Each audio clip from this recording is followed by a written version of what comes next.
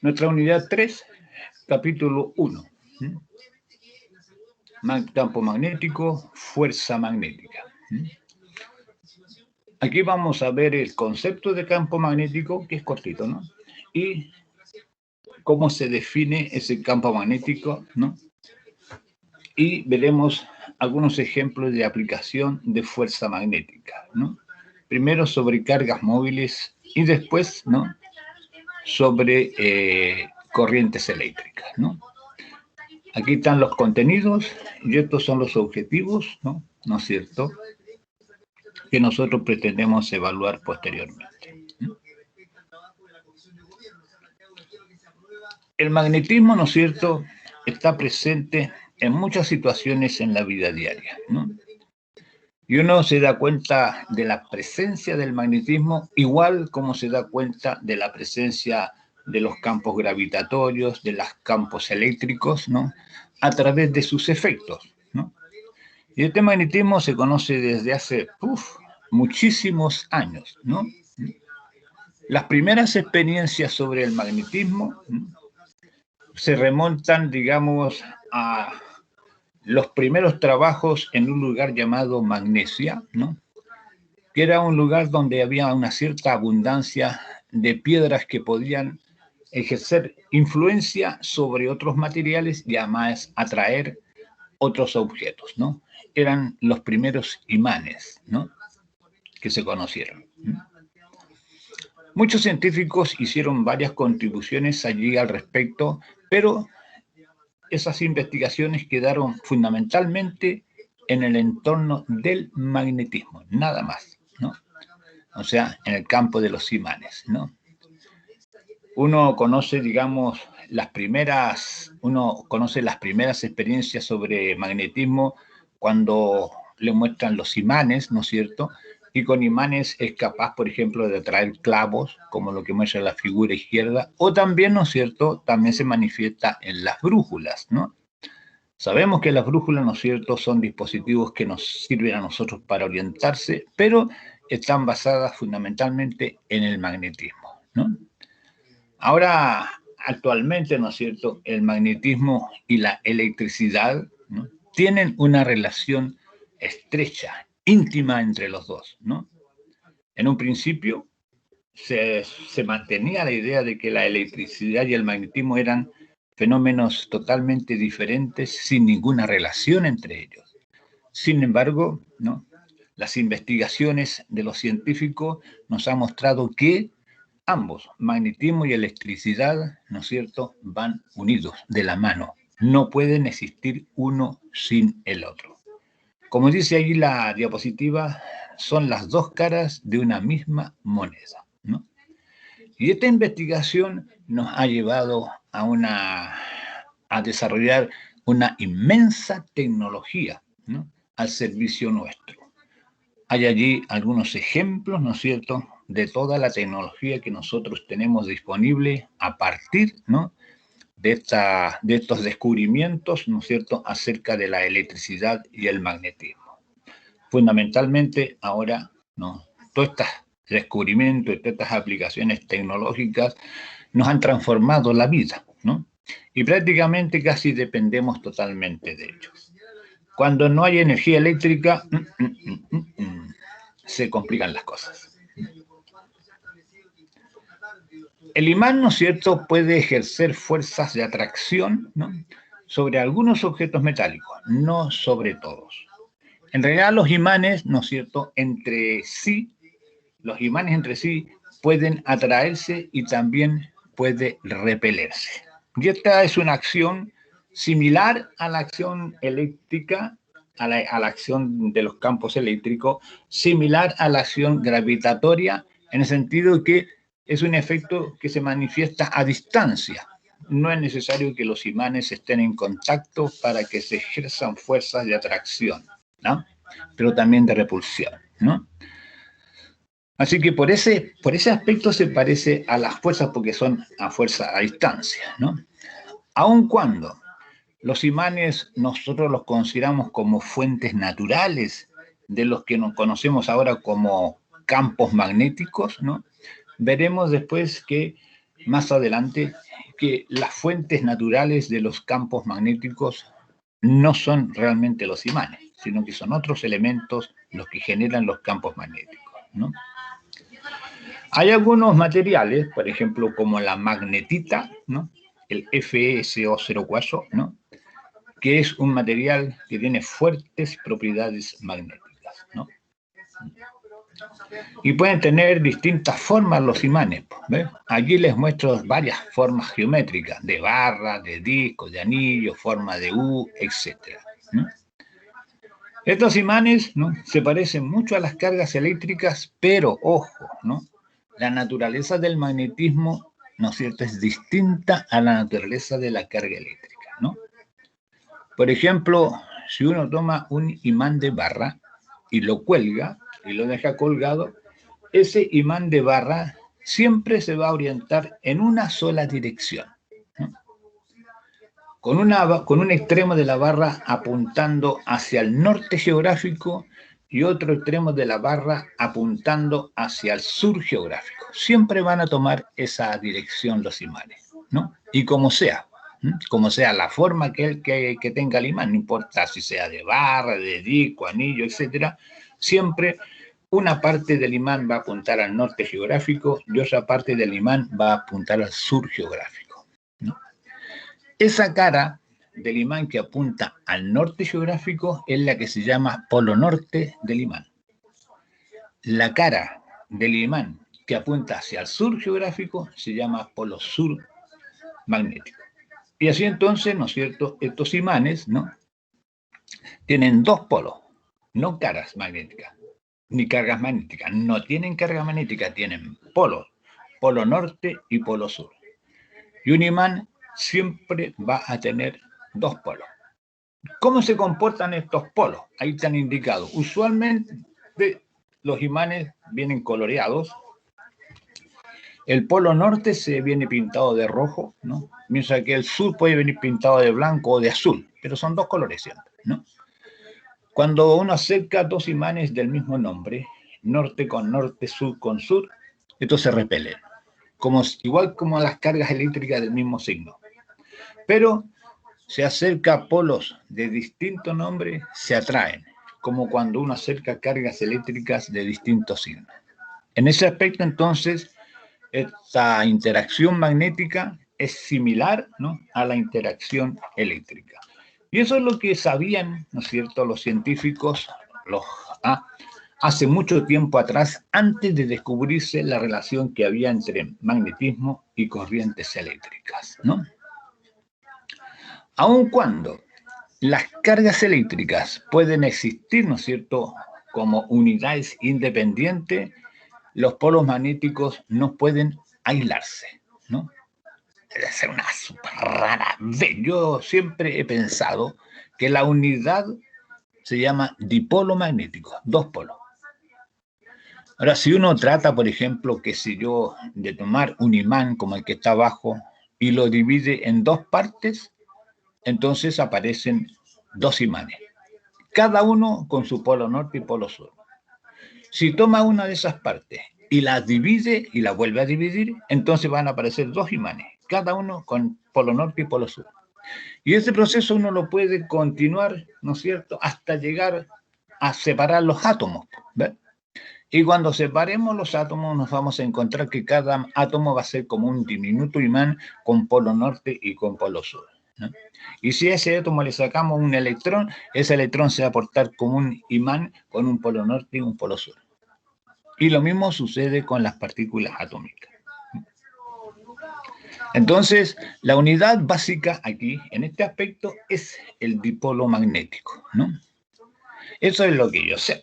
Pero Hace un par de años atrás un colega me contó que habían logrado, ¿no es cierto?, aislar un polo magnético.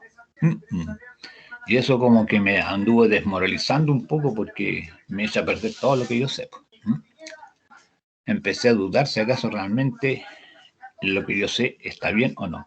Bueno, en la práctica, ¿no es cierto? A nivel macroscópico, esto está bien, funciona así se comporta, ¿no? Y ese aislamiento del polo magnético es una cuestión súper rara. ¿Listo? No sé todavía cómo lo hicieron. Lo he tratado de averiguar, pero no lo he podido saber. ¿Listo? Espero tener el tiempo, la paciencia para averiguarlo de repente. Claro, cuando uno va tomando un imán, por ejemplo, lo va dividiendo y van apareciendo más imanes, ¿no? Cada imán más pequeño también va a tener polo norte y polo sur. Lo que se va debilitando es la fuerza de interacción, la fuerza magnética con que interactúa con otros, ¿no?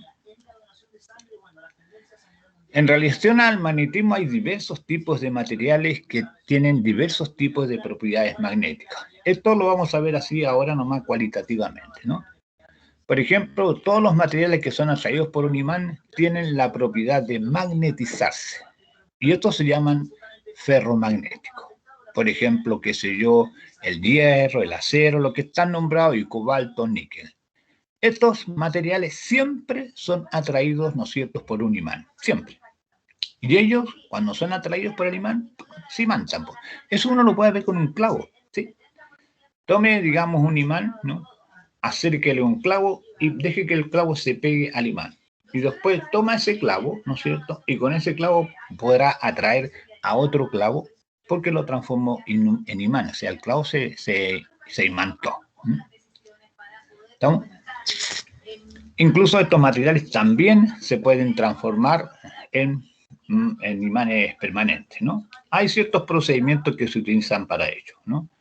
Golpearlos, por ejemplo, ¿no? Calentarlos, ¿no? También hay otros materiales que no son atraídos por los imanes, ¿no? Se consideran algo así como, entre comillas, no magnéticos, ¿no? Pero no es que no tengan propiedades magnéticas, no, sí las tienen. Lo que pasa es que son más débiles. Son los paramagnéticos y los diamagnéticos, ¿no? ¿Estamos? El estaño, el papel, el vidrio, la madera, por ejemplo, cumplen ese rol, ¿no? Están dentro de estos materiales paramagnéticos y diamagnéticos. Si a nosotros nos alcanza el tiempo, ¿no?, podremos ver un poco más de profundidad en este tema, pero eso viene después de la ley de Faraday. Ya. Vamos entonces ahora a entrar de lleno, ¿no?, a lo que es el campo magnético. ¿Listo? Para entender lo que es el campo magnético, tenemos que remontarnos a cuando definimos el campo eléctrico. ¿Estamos? ¿Se acuerdan ustedes cuando definimos el campo eléctrico? El campo eléctrico, ¿no es cierto?, es un campo, es una región que rodea un cuerpo cargado eléctricamente y en esa región, ¿no es cierto?, se ejercen fuerzas eléctricas, ¿no? Nosotros dijimos eso, no relacionamos, sino que lo representamos eso mediante la expresión 1. Carga eléctrica, campo eléctrico, carga eléctrica. ¿Y eso qué significa? Que las cargas eléctricas son las que establecen el campo eléctrico. Y este campo eléctrico es el que a su vez, ¿no?, ejerce fuerza sobre, y fuerzas eléctricas, ¿no es cierto?, sobre otras cargas eléctricas. Así, las cargas eléctricas crean los campos eléctricos y los campos eléctricos, entonces, que son regiones donde se ejercen fuerzas eléctricas sobre las cargas eléctricas, ¿no? De esa manera nosotros entendemos el campo eléctrico, ¿no?, como aquel espacio que en el entorno de un cuerpo cargado, ¿no?, y que en ese espacio, ¿no es cierto?, si nosotros colocamos cargas eléctricas, allí se pueden aplicar fuerzas eléctricas. En este aspecto, el campo eléctrico es entendido como un intermediario, ¿no?, como el medio a través del cual las cargas eléctricas ejercen fuerza sobre otras cargas eléctricas. Podríamos nosotros sentirnos tentados por esa ecuación 1 y escribir una relación similar a la 1. Por ejemplo, carga magnética, campo magnético, carga magnética. ¿Listo? El problema de pensar esto de esa manera, de pensar en el magnetismo como lo que dice la ecuación 1 y poner carga magnética, campo magnético, carga magnética, es tentador, pero no es factible. No es factible porque las cargas magnéticas, que se llaman usualmente monopolos magnéticos, simplemente no existen. Si bien existen las cargas eléctricas, las cargas magnéticas no existen, ¿no? Lo que nosotros llamamos son polos magnéticos, y los polos magnéticos no son cargas magnéticas. No hay una carga magnética norte ni una carga magnética sur. Eso simplemente no existe. Así que esa relación que está allí, carga magnética, campo magnético, carga magnética, no es susceptible de ser aplicable. Para poder utilizar la ecuación 1, mejor escribimos lo siguiente. Hacemos lo siguiente. Esto. ¿Cuál es la relación que realmente nosotros usamos? Carga eléctrica en movimiento, campo magnético B, esa B mayúscula, vector, es la manera de escribir campo magnético. Carga eléctrica en movimiento, campo magnético, carga eléctrica en movimiento. Esa relación también se puede escribir corriente eléctrica, porque la corriente eléctrica es carga eléctrica en movimiento. Campo magnético, corriente eléctrica. La relación 2. ¿Y esto qué quiere decir? Que una carga eléctrica en movimiento, ojo, tiene que estar en movimiento, porque si está en reposo no ocurre esto. Una carga eléctrica en movimiento o una corriente eléctrica que es carga eléctrica en movimiento genera un campo magnético en el espacio. ¿Ves? Es la corriente eléctrica, es la carga eléctrica en movimiento lo que genera el campo magnético. Y este campo magnético es capaz de aplicar fuerza magnética, no fuerza eléctrica, fuerza magnética sobre las cargas eléctricas en movimiento o sobre las corrientes eléctricas. Allí está entonces, ¿no es cierto?, la relación que nosotros vamos a usar. Esto nos da pauta entonces para afirmar que los campos magnéticos son creados por las corrientes eléctricas o por las cargas eléctricas en movimiento. Y estos campos magnéticos creados por estas cosas, por estas cargas eléctricas en movimiento, aplican fuerza, ¿no?, sobre las corrientes eléctricas o sobre las cargas eléctricas en movimiento, ¿no? Si uno mira la relación 1 anterior, esa, carga eléctrica, campo eléctrico, carga eléctrica, y esta relación 2, corriente eléctrica, campo magnético, corriente eléctrica, ve que hay una gran simetría entre estas dos. ¿Ve? Así como las cargas eléctricas en reposo crean campos eléctricos, los que aplican fuerzas eléctricas sobre las cargas eléctricas, las cargas eléctricas en movimiento o las corrientes eléctricas crean campos magnéticos, los cuales aplican fuerzas magnéticas sobre cargas eléctricas en movimiento o sobre corrientes eléctricas.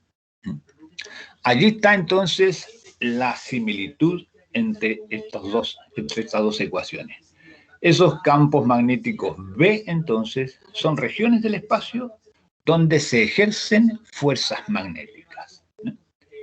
De esa manera, entonces, ¿no?, las cargas eléctricas en movimiento se ejercen entre sí fuerzas magnéticas. Eso ya no lo sabíamos, ahora sí lo sabemos. Las cargas eléctricas en movimiento se ejercen entre sí fuerzas magnéticas. Y este campo magnético B actúa como un intermediario, igual que el campo eléctrico, como un intermediario de la fuerza magnética que se ejercen entre ellas, ¿no? O lo mismo para las corrientes eléctricas. Otra semejanza que hay, además de lo anterior, entre, ¿no es cierto?, los campos eléctrico y magnético, es que Los campos eléctricos, ¿no es cierto?, nosotros los representamos mediante ciertas líneas que llamamos líneas de campo eléctrico. Recuerden que estas líneas de campo eléctrico son líneas, ¿no es cierto?, que están orientadas, tienen una orientación en el espacio, ¿no? Y esa orientación, ¿no?, se representa mediante una punta. Cuando uno dibuja una línea de campo eléctrico, le dibuja una punta de flecha en cualquier punto de esa línea curva, ¿no? Y esa línea, en cada punto de ella, el vector campo eléctrico, ¿no?, es tangente a esa línea. Y la línea se orienta en el sentido en que apunta el campo. Hay que acordarse, digamos, en la manera como nosotros representamos los campos eléctricos. Igual, de la misma manera, ¿no es cierto?, los campos magnéticos B se representan mediante líneas de campo magnético. ¿Listo? Y cuando uno traza una línea de campo magnético, ¿no?, se traza de tal manera, que la tangente a cualquier línea, ¿no?, da la orientación del vector B. O sea, si uno traza una línea cualquiera y dice que esa línea es de campo magnético, en cada punto de esa línea, el vector B, el vector campo eléctrico, es un vector tangente a la línea. Y hacia donde apunte B, en ese sentido está orientada la línea. También nosotros acá podemos utilizar la idea de flujo, cuando vimos la ley de Gauss. Pero aquí no vamos a ver esa ley de Gauss propiamente tal como la que vimos en el caso de las cargas eléctricas, no. Acá nosotros vamos a trabajar solamente desde un punto de vista cualitativo, ¿no? Si nosotros tenemos, por ejemplo, una cierta superficie y contamos las líneas de campo magnético que cruzan esa superficie, perpendicular a ella, ¿no?, entonces podemos contar la cantidad de líneas que pasan a través de esa área y dividir la cantidad de líneas por el área. Contamos las líneas que pasan a través de la superficie, por ejemplo, en forma perpendicular a ella en particular, y la dividimos por el valor del área. Eso nos da la densidad de líneas, número de líneas por unidad de área. Y esa densidad de líneas por unidad de área representa la magnitud, o es una medida de la magnitud del campo magnético B. Así, por ejemplo, si en una determinada área hay muchas líneas y están muy apretaditas unas con otras, el campo B es intenso. Pero si a través de la misma área pasan muchas líneas menos líneas, las líneas están más separadas unas de otras, la densidad es menor porque hay menos líneas por unidad de área, decimos que el campo magnético es más pequeño. Por lo tanto, entonces, ¿no?, la densidad de líneas de campo magnético, número de líneas por unidad de área, ¿no?, es una medida, ¿no?, representativa de la intensidad del campo magnético. Nos va a decir si acaso el campo magnético es grande o pequeño.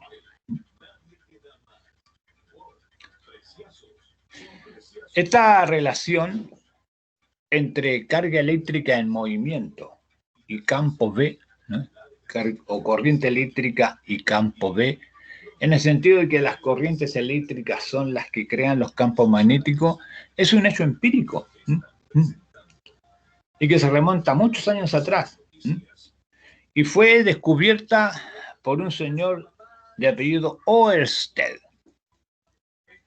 Este científico Oersted hizo varios experimentos y a través de ese conjunto de experimentos él fue capaz de establecer esta relación entre corrientes eléctricas y campos magnéticos. Él descubrió que las corrientes eléctricas son capaces de generar campos magnéticos, ¿no?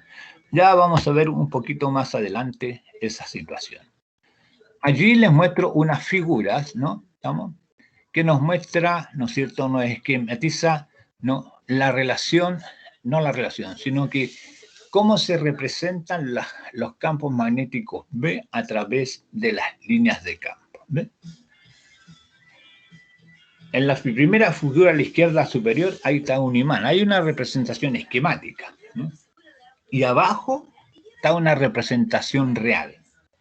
En esa dibujo, abajo está el imán de barra norte-sur, ¿ve? Norte rojo, el polo sur de azul. Ese experimento uno lo puede hacer, ¿listo? Lo que uno puede hacer es lo siguiente, mire, tomar una lámina de vidrio, ¿no? Una placa de vidrio, y espolvorear encima de la placa de vidrio, ¿no? Colocar la placa de vidrio horizontal, ¿no? Horizontal. Y espolvorear encima de la capa de vidrio, encima de la placa de vidrio, qué sé yo, polvillos de hierro. Polvillos de hierro. Se vende. ¿Sí? O limaduras de hierro, pero limaduras chiquititas, las espolvorea. Y después coloca el imán por debajo de la placa. Y entonces se va a formar esa imagen que está ahí abajo, a la izquierda, abajo. ¿Ve?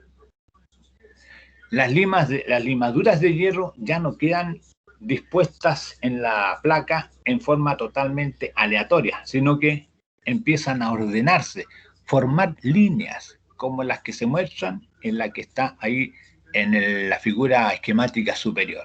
¿Ve? Esa es más o menos aproximadamente la representación del campo magnético. Vea usted que las líneas de campo van desde el polo norte al polo sur. ¿Ve? Abajo no vemos la orientación, pero sí la tenemos arriba la orientación. Como que salen del polo norte y terminan en el polo sur, pero no es así. No es que se originan en el norte y terminan en el sur, no. Salen del norte, uno las ve saliendo del norte, dan toda la vuelta, llegan al sur, entran por el sur y después salen por el norte.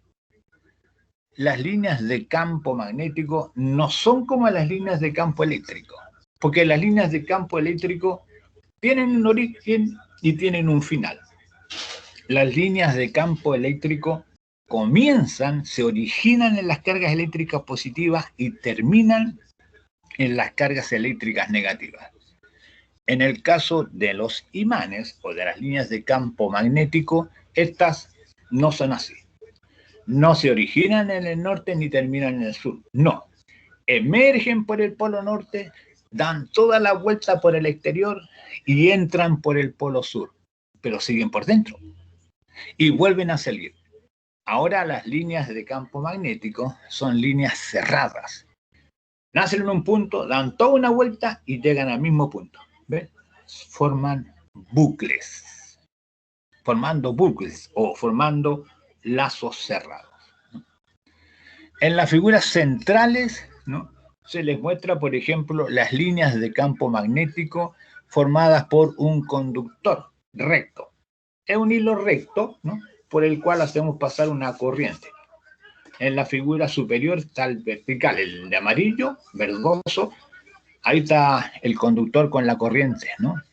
Y fíjese usted, ¿no?, que rodeando a ese hilo hay limaduras de hierro, tal como en la que se usa en el ejemplo anterior. Y esas limaduras de hierro, cuando se esparcen sobre la placa de vidrio, porque se toma la placa de vidrio, se le hace un orificio y por ahí se pasa el conductor hacia arriba. Y entonces en la placa de vidrio se coloca esas limaduras de hierro. Entonces cuando pasa corriente, las limaduras de hierro empiezan a ordenarse y empiezan a formar círculos en torno al alambre o en torno al conductor, como lo muestra la figura de abajo. ¿Ve? Aquí ahora las líneas del campo magnético son líneas circulares, ¿ve? Se cierran sobre sí mismas. Para ver la orientación, usualmente usamos la regla de la mano derecha, que ya lo veremos más adelante. Lo mismo en la figura derecha, ¿no? Se representa, ¿no es cierto?, mediante líneas de campo magnético, el campo B creado por un solenoide, que es fundamentalmente una bobina, ¿no? Es un alambre que se va enrollando sobre sí mismo, ¿no?, un montón de veces y puede tener varias vueltas, ¿no? Ve usted que las líneas de campo, ¿no es cierto?, ¿ve?, dan vueltas formando bucles, ¿no?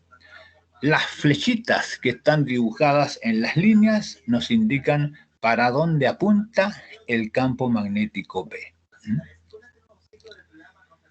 También esta orientación de estas líneas viene dada por regla de la mano derecha, como veremos más adelante.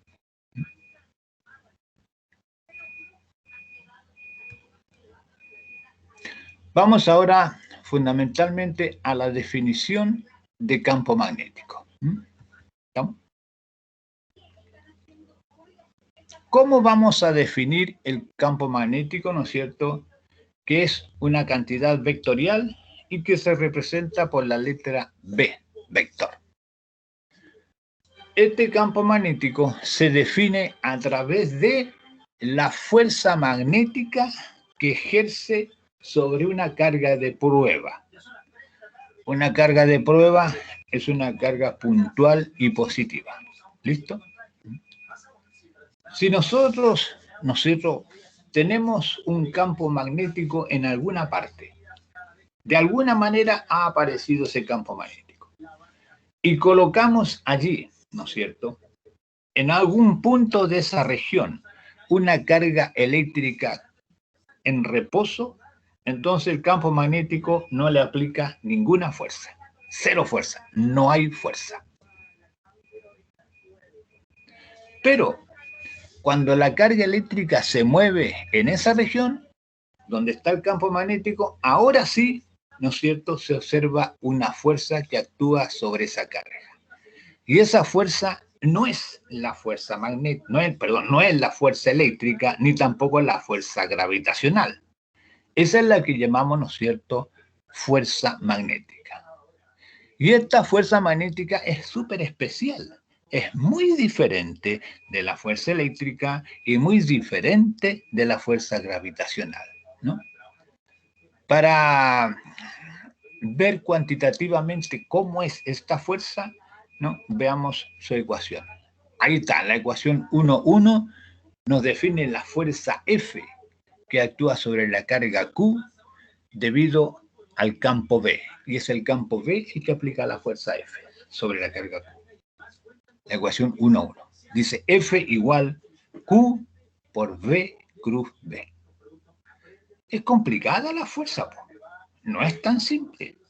Porque en el caso de la fuerza gravitacional, la fuerza F es una constante G por M1 por M2 dividido por R cuadrado.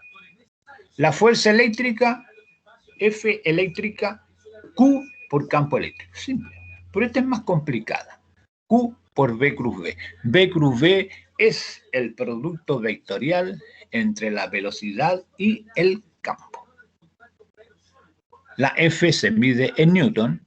En el sistema internacional de unidades, la fuerza se mide en Newton. La carga Q se mide en Coulomb. La velocidad B se mide en metros por segundo. Y el campo B, ¿no?, el campo magnético B, se mide en Tesla. Y entonces, ¿qué significa Tesla? Significa Newton por segundo partido por Coulomb y por metro. O bien Newton dividido por Ampere por metro. Esa última relación es la que más se usa. Tesla igual Newton partido por Ampere y por metro. ¿Por qué le digo que esta fuerza F es un poquito complicada? Porque depende de muchos factores. Por ejemplo, la fuerza es proporcional a la cantidad de carga Q. Depende de cuánta carga Q se esté moviendo. ¿Ven? Por un lado, esa es la primera dependencia. Y es proporcional a esa cantidad de carga Q. Es proporcional a la rapidez V de la carga Q. O sea, la carga Q tiene que moverse. Y mientras más rápido se mueva, más fuerza hay. Si la carga se mueve más lento, menos fuerza hay. Tercero, C, es proporcional al módulo del campo B. Proporcional al módulo del vector B. B mayúscula, listo, S. O sea, es proporcional a esas tres cantidades. D, es proporcional al, es perpendicular, ¿no?, al plano que forman la velocidad y el campo B. Si ustedes se fijan en la figura, el vector velocidad B, ¿no?, y el campo magnético B, ¿no?, forman un ángulo teta. ¿Ve? Y esos dos vectores forman un plano. Usted puede tomar dos lápices, ¿no?, y hacer un ángulo con estos dos lápices. ¿Ve? Hacer un ángulo con esos dos lápices. Por ejemplo, poner las dos colas del lápiz común, y entonces los dos lápices forman un plano.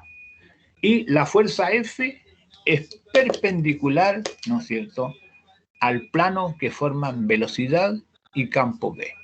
Siempre va a ser así. La fuerza F es perpendicular a ese plano, ¿no? Depende del seno del ángulo teta que está allí. O sea, depende del seno del ángulo teta que forman velocidad y campo, ¿no? También depende del signo que tenga Q, porque si Q me cambia de signo, la fuerza me cambia de sentido.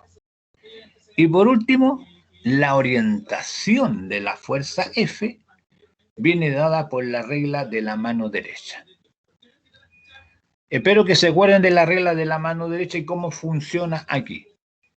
Yo les dije que, para que vean cómo funciona esa regla de la mano derecha, hay que tomar el vector velocidad B y el vector campo B, los dos campos, el campo B y la velocidad B. Esos dos me forman un plano. Entonces, yo tomo los dedos de la mano derecha, y los curvo desde la velocidad hacia el campo. Desde la velocidad hacia el campo los curvo. Curvo los dedos de la mano derecha. Y el pulgar extendido me dice para dónde apunta la fuerza F. Entonces, repito, para la regla de la mano derecha, oriento los dedos de la mano derecha, tiene que ser la mano derecha, no es la mano izquierda, pues chiquillo. Oriento los dedos de la mano derecha desde la velocidad hacia el campo, ¿eh? Y el pulgar extendido me indica para dónde apunta la fuerza F. Entonces, ¿no es cierto? ¿Ve?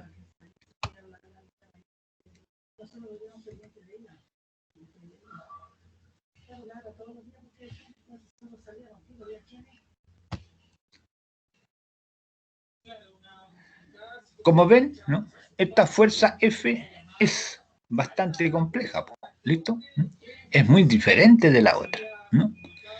Ya. Quiero saber si acaso hay alguna pregunta respecto de lo que hemos visto. ¿Hay que aclarar algo? ¿Tienen alguna pregunta que hacer?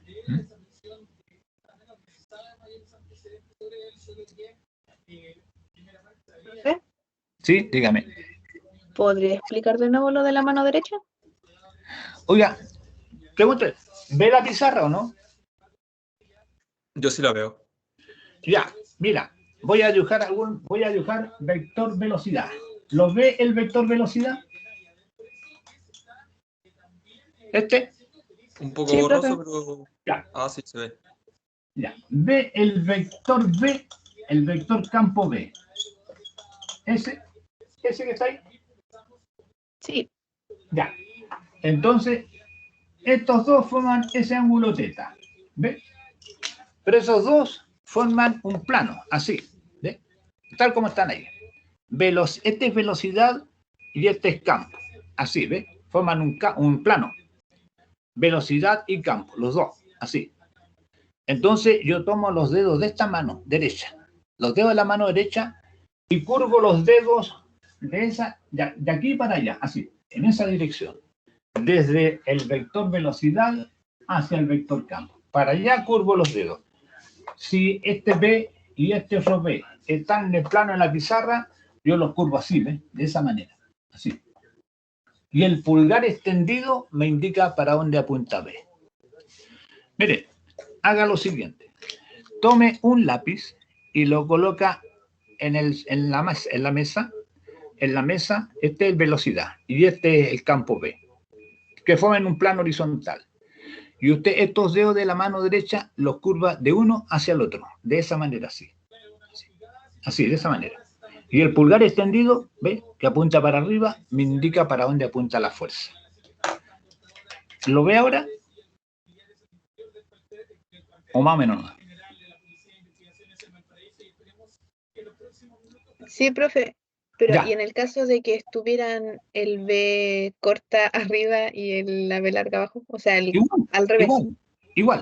igual. Siempre los dedos de la mano derecha siempre se orientan del vector velocidad al vector campo. ¿Ve? Por ejemplo, aquí, ¿ve? Velocidad horizontal, B para arriba, ¿ve? Campo para arriba. Entonces, estos dedos de esta mano derecha los oriento de aquí para acá, así. ¿Ve? ¿Entiendes? Si están al revés, velocidad para arriba y campo para acá, entonces lo oriento al revés, de otra manera. Lo dirijo de aquí para acá, pero son los dedos de la mano derecha. Tiene que curvar, doblar la mano así, ¿ve? De uno para arriba, de aquí para acá. Pero son estos dedos, así, curvados de esta manera, los que se orientan siempre de velocidad hacia campo B. Tome dos Sí, profe, lápices. ya entendí. Sí, tome dos lápices, como estos, así, ¿no? Pónganlo en distintas posiciones, pero siempre con un origen común. ¿Ve? Y diga, uno es velocidad y otro campo. Y siempre cubren los dedos de la mano derecha, de velocidad a campo, así, de esa manera, así, ¿ve? De esa manera. Y el pulgar extendido indica para dónde apunta la fuerza.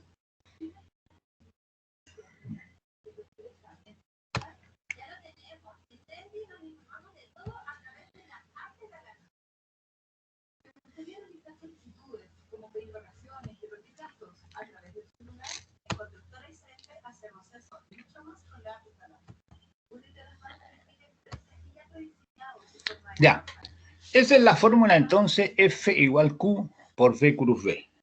Anótenla porque la vamos a empezar a usar. ¿Listo? Ahora.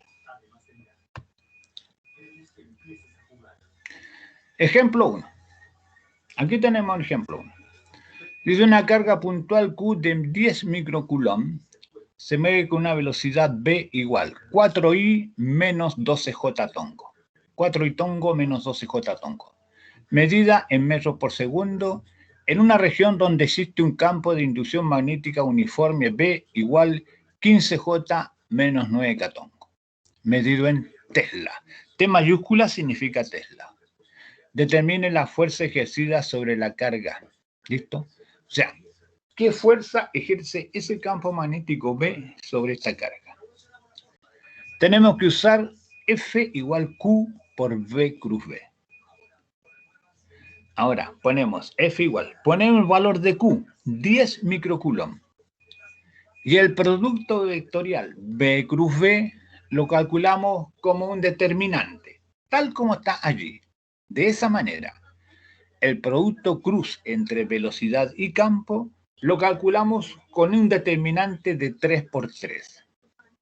¿Y cómo se calcula ese determinante de 3 por 3? En la primera fila, los vectores unitarios, siempre, I, J, K.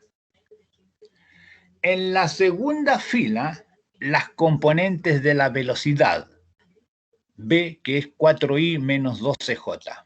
Ahí ponemos para la velocidad 4 menos 12, 0. 4 porque es el número que acompaña al itongo, menos 12 que es el que acompaña a J tongo, 0 porque no hay K tongo. ¿Ve? Entonces en la segunda fila, las componentes de la velocidad. Y en la tercera fila, las componentes del campo V. El campo V no tiene componente y tongo, tiene J tongo y K tongo. Entonces para el B será 0, 15, menos 9. ¿Ve? Y eso se va a medir, como es una fuerza, se va a medir en Newton. Si usted desarrolla el determinante, hace todos los productos, le va a dar el resultado que está allí. ¿Ve? 10 elevado a menos 5 multiplicado por 108 y tongo más 36 J tongo más 660 K tongo. Esa es la fuerza F. Puede calcular el módulo de esa fuerza. ¿Ve? Le va a dar 0,00128 newton. Ve usted que es una fuerza pequeña. Claro, la fuerza magnética comparada con la fuerza eléctrica es más pequeña, mucho más pequeña, ¿no? ¿Estamos? ¿Alguna pregunta sobre este ejercicio? Espero que se acuerden cómo calcular con el determinante. Bueno, imagino que lo saben hacer. Ya. ¿Alguna duda? Profe, Dígame. la magnitud es cuando se saca con la raíz y Claro. el Tome 108 al 108. cuadrado. Ah, ya. Es Ok. 108 al cuadrado más 36 al cuadrado más 60 al cuadrado. Lo suma, le saca la raíz y lo multiplica por 10 elevado a menos 5. ¿Listo? Pitágoras. Pitágoras en 3 dimensiones. ¿Listo? Ya. Estamos listos. Ejemplo 2. Dice, un protón que tiene una masa de 1,6726 por 10 elevado a menos 27 kilogramos, carga 1,6 por 10 elevado a menos 19 coulomb, se mueve a 25.000 metros por segundo en dirección horizontal hacia la derecha. Ahí abajo está dibujado el vector B. La carga Q es el protón. En una región donde hay un campo magnético vertical hacia arriba, 0,5 Tesla.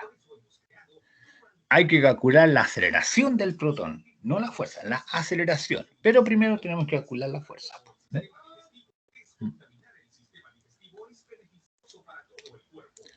Ya, para poder calcular esto, debemos calcular la fuerza primero, usando F igual Q por V cruz B.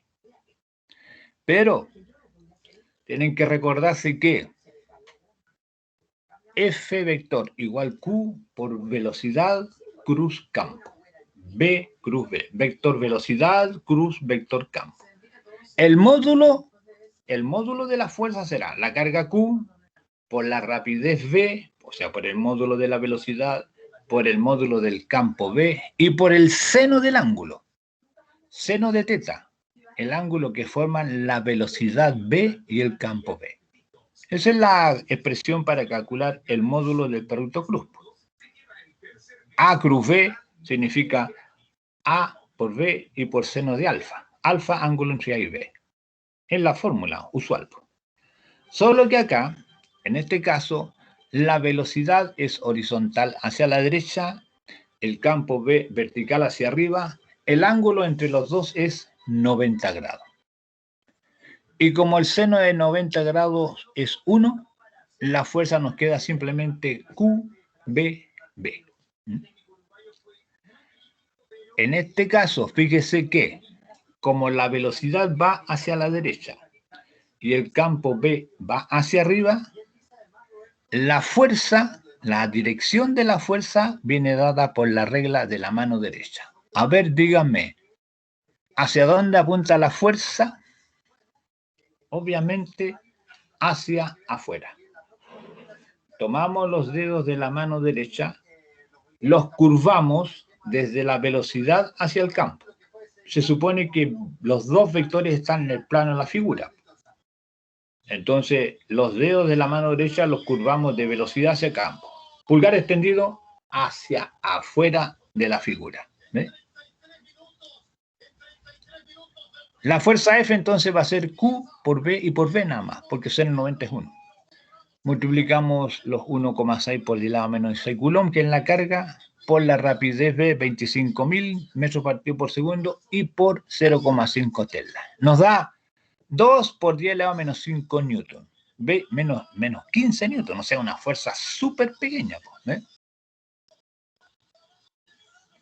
Y ahora, como el peso del protón es despreciable, para calcular el valor de la aceleración, tomamos el valor de la fuerza y lo dividimos por la masa del protón. Ahí estamos, ¿ves? Ahí usamos la segunda ley de Newton. Ahí está, ¿ves? A igual, fuerza, 2 por 10 elevado a menos 15 newton, dividido por la masa del protón, 1,6726 por 10 elevado a menos 27 kilogramos. Mire la aceleración que se obtiene. 1,2 por 10 elevado a 12 metros por segundo cuadrado. O sea, prácticamente un billón de metros por segundo cuadrado. Piense usted que la aceleración de gravedad es 10 aproximadamente, 10 metros por segundo cuadrado. Esta es prácticamente 1 billón de veces más grande, oiga. Es inmensa la aceleración, ¿no? Y es inmensa porque, a pesar de que la fuerza es pequeña, ¿no?, la carga del protón es tremendamente pequeña, ¿no? Y ese es más o menos el orden de magnitud de estas cosas, ¿no?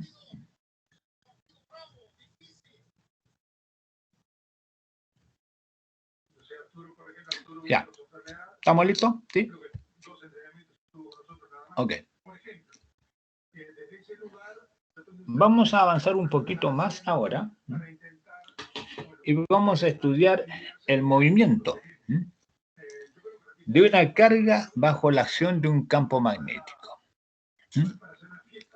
En realidad, no vamos a estudiar el movimiento general, ¿no?, porque uno puede tener un campo magnético variable o constante.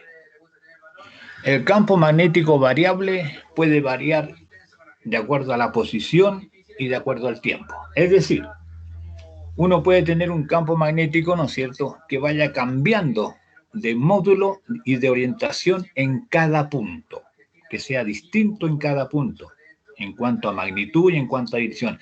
Y además puede tener un campo que vaya variando en el tiempo en cada punto. Eso es lo más complejo que hay.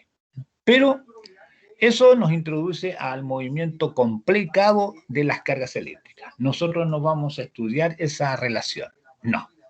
Esa situación no la vamos a ver. Vamos a mostrar una figura, una situación cualitativa en ese aspecto, nada, pero nada más que eso. Nos vamos a centrar, ¿no es cierto?, en analizar el movimiento de una carga puntual, pero que se mueve en una región donde hay un campo magnético uniforme, constante. Un campo magnético que tiene siempre la misma dirección y sentido, que vale lo mismo en cada punto y que no va a cambiar en el tiempo. Es un campo uniforme y estacionario. ¿Listo? Esas son las condiciones. Entonces, cuando la carga se mueve, cuando la carga Q se mueve en un campo que tiene esas características, ¿no es cierto?, de la fórmula Q por velocidad cruz B, esta fórmula que vimos al principio, la ecuación 1,1, esa. Uno sabe que la velocidad aquí, la fuerza F, ¿no?, que aplica el campo magnético a la carga, esa fuerza es perpendicular al plano que forman velocidad y campo. Mejor dicho, la fuerza siempre es perpendicular a la velocidad y al campo B. En todo punto, siempre va a ser así. Fuerza F perpendicular a velocidad y perpendicular a campo. Es lo que se deduce de esta expresión 1,1. Pero resulta que cuando la fuerza es perpendicular a la velocidad, entonces esa fuerza simplemente no hace trabajo, ¿no? No hace trabajo. La potencia P, que es fuerza punto velocidad, es cero. Una fuerza que actúa en forma perpendicular a la velocidad de desplazamiento es una fuerza que hace trabajo cero. Es una fuerza floja. Y como el trabajo es variación de energía cinética, si el trabajo es cero, no hay variación de energía cinética. Vale decir que cuando la carga Q se está moviendo en este campo magnético uniforme, su energía cinética permanece constante. Esa es una conclusión que obtenemos, ¿ves? Entonces ponemos allí en esa expresión abajo, F, vector F perpendicular velocidad. Implica W, que es igual a delta EC, igual 0. ¿Ves? No hay variación de energía cinética. El teorema de la energía cinética nos dice que el trabajo es variación de energía cinética. Todo trabajo hecho se invierte en variar energía cinética. Pero si el trabajo es cero, la energía cinética no cambia, no varía, y significa que la energía cinética, que es 1 medio de mv², es constante. como estas partículas las suponemos, ¿no es cierto?, de masa constante, concluimos que la rapidez v con que se mueve la partícula o la carga es constante. ¿Ve? Así entonces, cuando una carga se mueve dentro de un campo, ¿no es cierto?, su rapidez no cambia. El campo no puede hacer que la carga viaje más rápido. No. No puede hacer que la carga viaje más lento. Tampoco. Porque no le aumenta ni le disminuye la rapidez. Lo que sí hace es cambiarle la orientación a la velocidad. La va a hacer cambiar de orientación y entonces va a permitir que la trayectoria no sea recta. Cuando la carga se mueve en un campo magnético, su trayectoria no es recta. Ojo aquí, porque si la carga se mueve paralela al campo, en la misma dirección del campo, entonces no hay fuerza magnética, aunque esté en movimiento. Y eso porque el ángulo entre fuerza y velocidad es cero, ¿no? Lo mismo, si la carga se mueve en sentido opuesto al campo, entonces la fuerza también es cero. Así entonces, para que la carga sienta esta fuerza, tiene que moverse en el campo en un ángulo que sea distinto de 0, distinto de 180.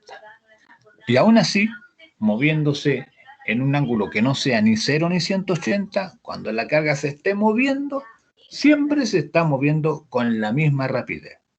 Si entra al campo a 100 metros por segundo, se va a mover siempre a 100 metros por segundo. No va a apurar ni va a retardar la marcha. Lo que sí va a hacer es cambiar la orientación y la trayectoria va a ser una curva, obviamente. ¿Qué vamos a suponer ahora en este momento? 3,5. Espérenme un ratito más para poder terminar esto, ¿no? Vamos a suponer, ¿no es cierto?, que cuando la partícula cargada entra al campo, entra en una dirección perpendicular al campo. Vale decir, el vector velocidad y el vector campo son perpendiculares. Velocidad y campo, ángulo recto entre los dos. Ponemos dos lápices, un vector velocidad horizontal, un vector velocidad campo perpendicular vertical. Si la velocidad y el campo son perpendiculares, el ángulo teta entre ellos van en 90. Y el seno de 90 es 1. Entonces, en esas condiciones, ¿no?, cuando la carga entra perpendicular al campo, la fuerza vale QBB, nada más. Ahí está la ecuación 1,2 que nos da el valor de la fuerza, QBB. Y ahora viene lo importante. ¿Listo? Vemos esta diapositiva y nos vamos a descansar un rato.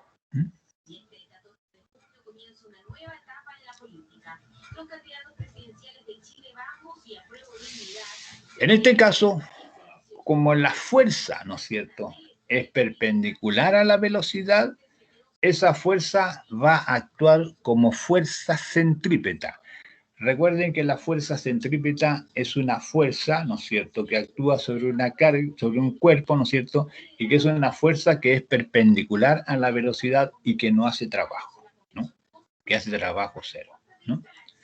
Y por lo tanto, ¿no es cierto?, si esas son las condiciones, ¿no?, en este caso, ¿no?, como velocidad y campo son perpendiculares y la fuerza es perpendicular a la velocidad, esta fuerza actúa como fuerza centrípeta. Y el movimiento de la carga resulta ser un movimiento circunferencial uniforme.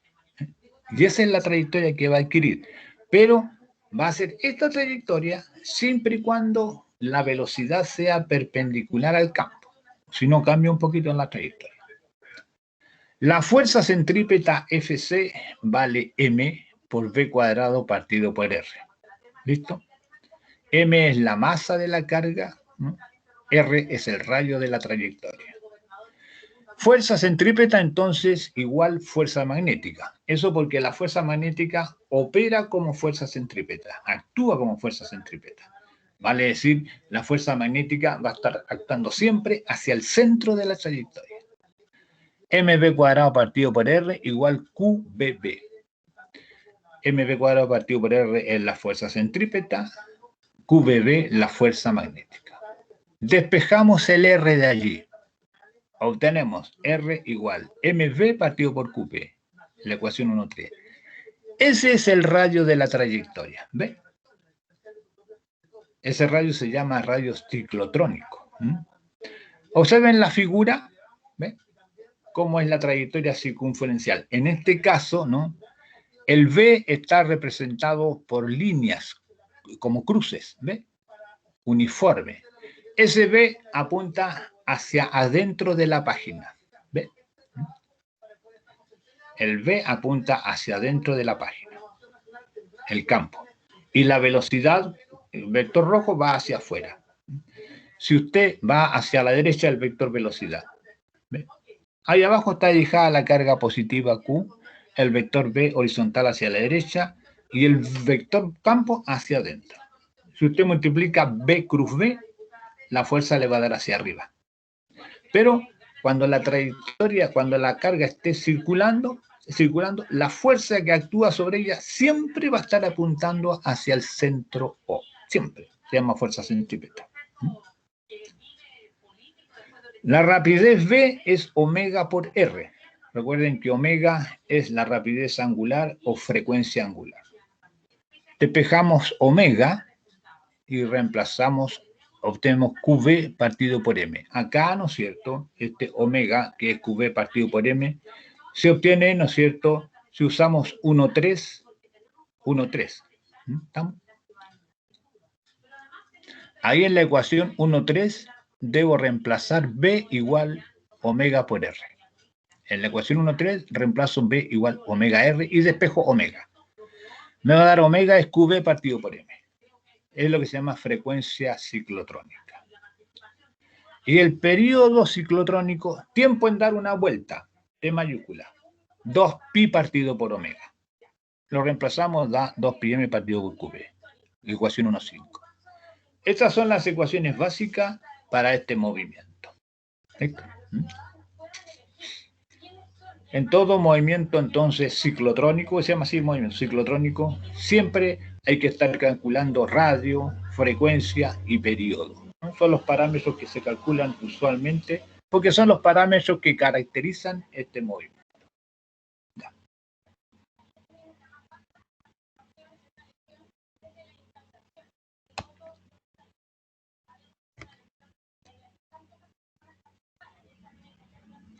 Ok.